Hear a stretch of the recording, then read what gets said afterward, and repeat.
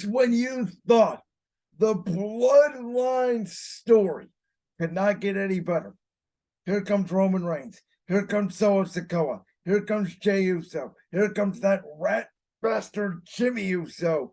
And here comes Paul Heyman. Ladies and gentlemen, we will get to that, but let me first start by saying Night of Champions. You can criticize the Saudi Arabians and what they do. There's golf over there. I know people don't watch that. I know, many people obviously do not watch the Saudi Arabian premium live events that WWE puts on. But over the last few years, ever since they started getting away from the gimmick of these events and really booking them more towards the story on television, these shows have been absolutely phenomenal, and this one was no different. This was one of the best premium live events WWE put on of the entire year. The first match of the night was to crown a new World Heavyweight Champion. And I know I did not make any predictions of this on the podcast. I think Josh Unger, again, for previewing this last week, but I know Josh is a huge Seth Rollins fan. By the way, you can go check out what Josh talked about on my channel, and he did a video as well on his channel, Unger to the Max, where he also previewed AEW Double or Nothing. And I'm not the biggest fan of All Elite Wrestling, but I know Josh is a huge fan of all wrestling, and his favorite wrestler, at least one of them, is Seth freaking Rollins, who is the new World Heavyweight Champion. And this World Heavyweight Championship match was absolutely incredible between Seth Rollins and AJ Styles. These two men cannot have a bad match. The expectations going into this match was off the damn roof, and they absolutely deliver. I thought it was weird storytelling order where Rollins buckled the knee, but it gave AJ Styles a vulnerability. It allowed AJ Styles to lock in the calf crusher and create a different element of matches that we have not seen from these two men. You could tell they try to act nervous. They try to be more of a feeling out process, even though they knew each other for years. And WWE did a good job of the video package of explaining that and explaining the importance and the prestigious of the World Heavyweight Championship between the champions before us and the champions now. And I thought they did an absolute incredible job. Rollins with the roll through on Styles with the calf crusher into the pedigree was one of the greatest counters I have ever seen. I thought it was perfect. AJ Styles delivering a pedigree to Rollins was absolute shock. But in the end, Seth Rollins was able to hit that curb stomp. Returns delivered multiple times, fighting for the pain of that knee injury to eventually put AJ Styles away. And with that classic handshake from Triple H, remember the Universal Championship in 2016 when Triple H tried to give the championship to Rollins. Then he pedigreed him and gave the championship to Kevin Owens. Is a new signal that with Triple H in charge nowadays in WWE, Seth Rollins is Triple H's kingpin of the Monday Night Raw division. And Seth Rollins is going to be defending the World Heavyweight Championship around the globe. And I would not be surprised if Seth Rollins defended that World Heavyweight Championship this coming Monday on Raw. Now, I did not think AJ Styles was going to win. I did not think they were going to move AJ over to Raw. I think AJ's got a lot to deal with on SmackDown, and I think a feud with the Tribal Chief is coming. But they did a good job of making me believe, especially when Rollins went for that one curb stomp and fell to his knee, where AJ pretty much took advantage. I thought that, that could have been a sign that AJ Styles was going to win. That was not the case. And by the way, before we get to the rest of the card, for those of you saying the World Heavyweight Championship feels like a secondary title because of Roman Reigns' 2 championships, I'm going to explain to you the way that I interpret why the new World Heavyweight Championship, which is a beautiful belt, by the way, why it was created. Because Roman Reigns, in his contract as the Tribal Chief, as the head of the table, as the undisputed WWE Universal Heavyweight Champion of the world, who reached day 1000 on Saturday at Night of Champions, essentially negotiated with the wise man the special counsel Paul Heyman in his new contract at the time of the WWE draft, the Roman would be exclusive to one brand. And because of this, USA Network complained, and USA Network said, we need a new world champion. So, Roman, you either drop the WWE or Universal Championship, or we create a new championship. So, it is not a secondary title. It was created because of the dominance of the tribal chief. Next match, which was a better match than I had anticipated. I have not loved this Becky Lynch and Trish Stratus feud outside of the initial promo by Trish. I thought the contract segment the last week on Raw was a little iffy before this match. But Trish Stratus, for the first time being in a one-on-one match in 4 years since her second retirement match against Charlotte Flair at SummerSlam 2019 in Toronto. I guess you could have as many retirement matches in wrestling more than any other sport, obviously. You know, it looks like Trish is trying to pull a Brett Favre out here. But they had a very good match. Physical, you know, told a lot of stories. But the biggest element of this match was Zoe Starks underneath the ring, obviously at the end of the match, attacking Becky Lynch, giving her that finisher that looks like a GTS, throwing Becky back into the ring, and it looks like Becky busted her nose, allowing Trish Stratus to hit the Stratusfaction, the DDT, the victory, and Trish Stratus mentoring a young Zoe Starks.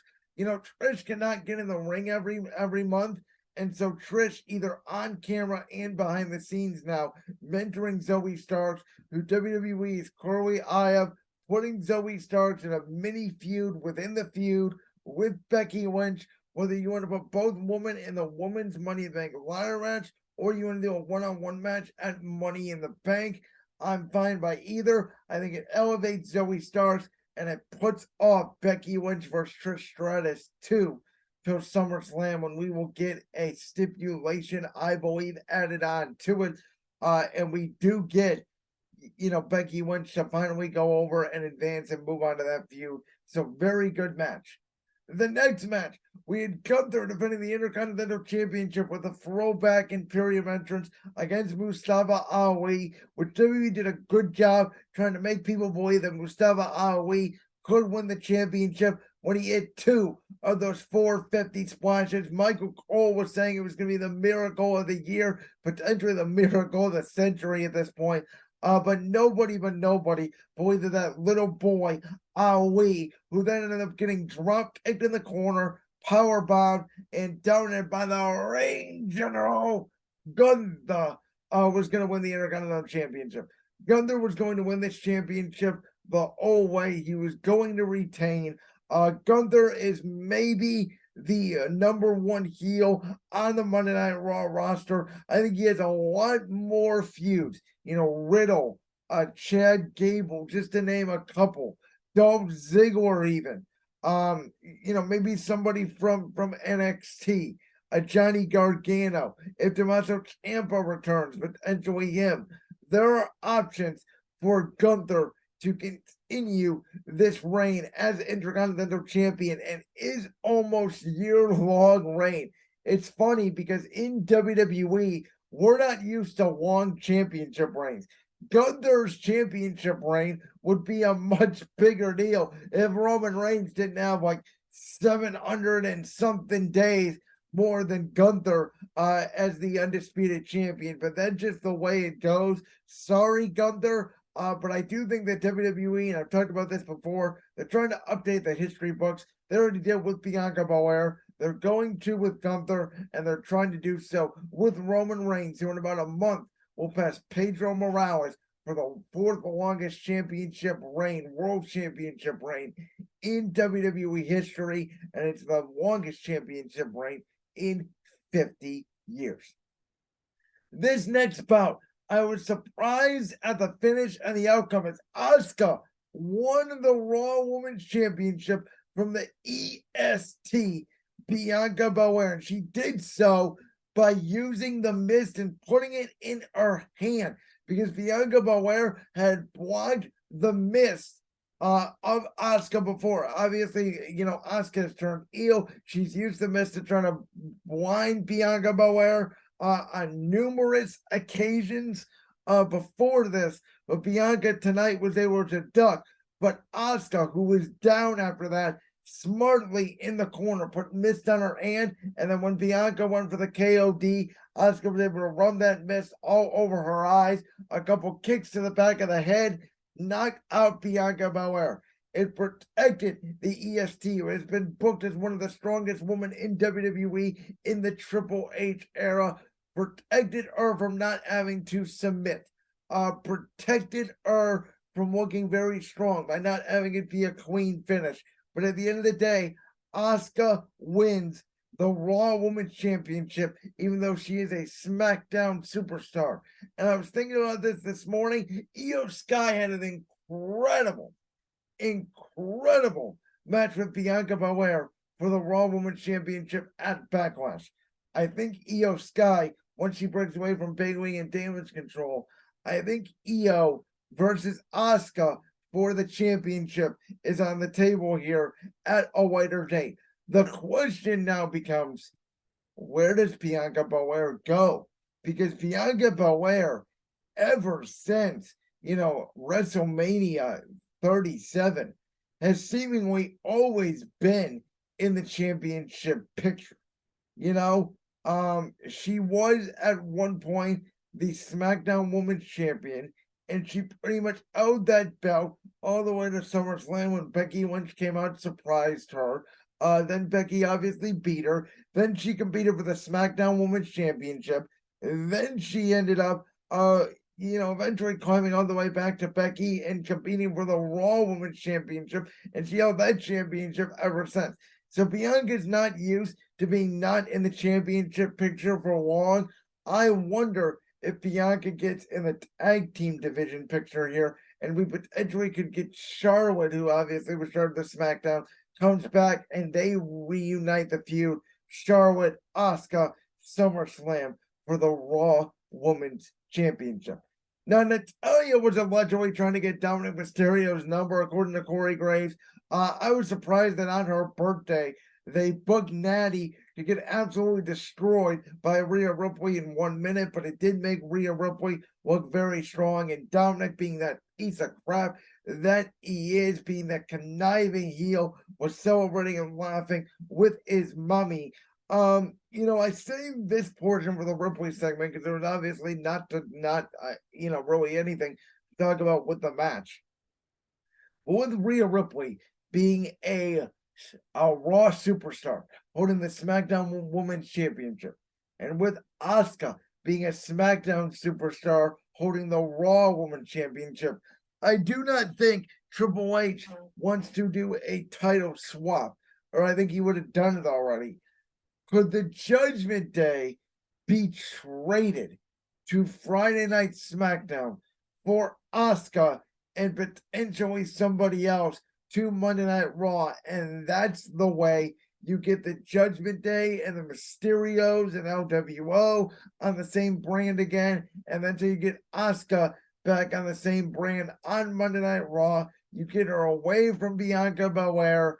I think we all, and by the way, you get Rhea Ripley and Bianca Belair, who we all kind of think is the WrestleMania 40 main event potentially for a women's championship. Do you get a Asuka Raquel Rodriguez? Do you run back Asuka and Becky Lynch, who would then be the main star on Monday nights? And I think you take away a major star with Rhea Ripley, by the way, because I do think that SmackDown Women's Division is way stronger than Raw's at this point. It was the complete opposite prior to the draft. It's just something to think about. Brock Lesnar and Cody Rhodes. We know Cody Rhodes had the broken arm. We knew Cody Rhodes was not going to win this match, but man, Cody Rhodes, damned if he tried.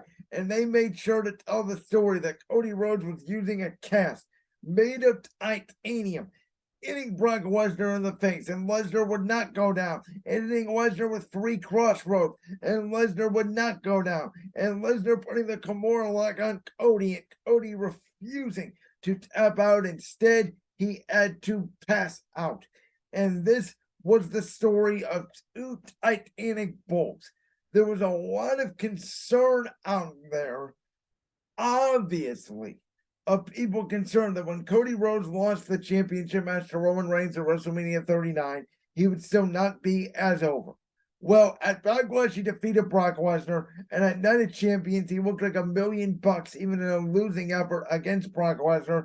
And by the way, Lesnar without Paul Heyman by his side, this is really his first feud without Paul Heyman being involved since, God knows when. Yes, Bobby Lashley as well, but Bobby was already continuing the feud, and that was more of a personal issue. This is more Lesnar taking it up on his own against Cody Rhodes, and they've had some tremendous matches.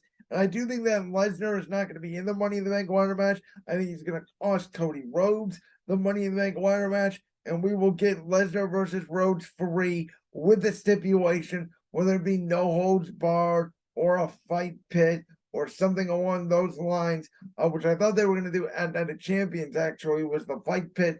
We elected to not go the stipulation route, save the stipulation route for Lesnar, Rhodes, free, SummerSlam, Detroit, Ford, Michigan, August 5th.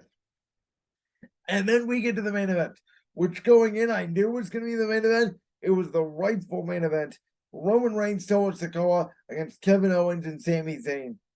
Listen, Roman Reigns is one of the greatest heels of all time. Roman Reigns went from being a heel to being semi-cheered to being a complete bastard again, all over the Sami Zayn storyline.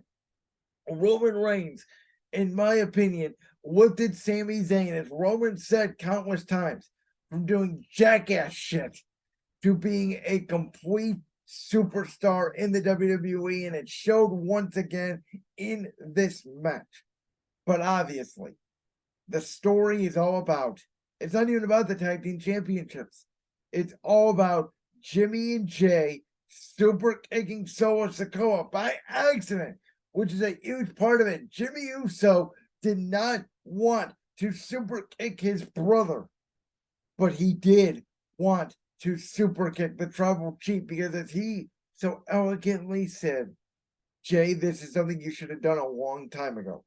And really, the match was incredible. The storytelling was incredible. Roman Reigns being that guy to save the match up multiple times, because all Roman Reigns cares about is the Undisputed Championship. But when the Usos super kicked Roman Reigns, and Sammy and Kevin knew exactly what happened, and they took advantage. The stunner and the Haluva kick to Solo Sikoa. Folks, Sami Zayn called it years ago, months ago, when he told Roman Reigns the bloodline is going to collapse from within. And it starts and ends with the Usos when Sami Zayn and Kevin Owens take their tag team championship. Because I think Sammy and Kevin both realize Roman Reigns is almost unbeatable one-on-one for the Undisputed Universal Championship. Even if Cody Rhodes does not get the job done, we have to get the job done in the main event of Night 1 of WrestleMania. They did just that. And now, with this story, can you imagine Money in the Bank in London, July 1st, when the calendar flips to July of this year? Jimmy Uso challenging Roman Reigns, just like Jay did at Night of Champions, or I think it was, like Clash of Champions or something like that. 2020, and Hell in a Cell 2020, when Jimmy Uso was in that Hell in a Cell, when he still had that torn ACL, and Roman Reigns put the guillotine on him and forced Jimmy and forced Jay to fall in line with the tribal chief. 3 years later, around and around and around the sun, we come full circle. Roman Reigns versus Jimmy Uso. Money in the Bank, your main event for the undisputed WWE Universal Heavyweight Championship. with Jey Uso having to decide which side he's on. Jey accidentally super kicks Roman like Jimmy did, and then Jey super kicks him again. And instead of it being Jey Uso versus Roman Reigns at SummerSlam for the Undisputed Universal Championship, we can get that down the line. We can even get it back inside Hell in a Cell down the line, at another premium live event. Your SummerSlam main event becomes Roman Reigns and Solo Sikoa against Jey and Jimmy Uso. No titles on the line, no nothing. And the Usos pin Solo Sikoa. And SummerSlam ends with Roman struggling, knowing his bloodline has collapsed. At this point, maybe Solo turns on Roman or Roman turns on Solo. And Roman leaves SummerSlam, still the champion, but all alone. And then we get to eventually WrestleMania 40, where Cody Rhodes was right all along. Roman would be a tribal without a chief. Cody Rhodes. Roman Reigns 2. If you can't get The Rock, you get Roman, Cody 2, the Undisputed Universal Championship, WrestleMania 40, and you decide on the winner at that point. But that's how I would book the long-term storyline of this incredible story that just continues to get better of cinema of the Bloodline. Again, one of the best premium live events of the year. Thank you, WWE, for a phenomenal Night of Champions. Cannot wait for Money in the Bank. My prediction is the men's Money in the Bank ladder match winner will be LA Knight. The women's Money in the Bank ladder match winner, I believe, and I'm not as strongly on the women's as I am the men, it could be Raquel Rodriguez, who I think has a longer run combined with the women's Money in the Bank the last 5 winners have had. Obviously, going back to 2018, that being Alexa Bliss cashing in the Money in the Bank women's contract the next night. 2019, Bayley did it the same night.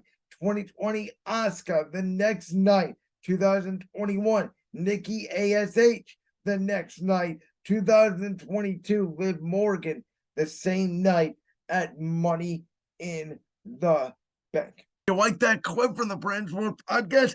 If so, make sure you go down there and hit that subscribe button.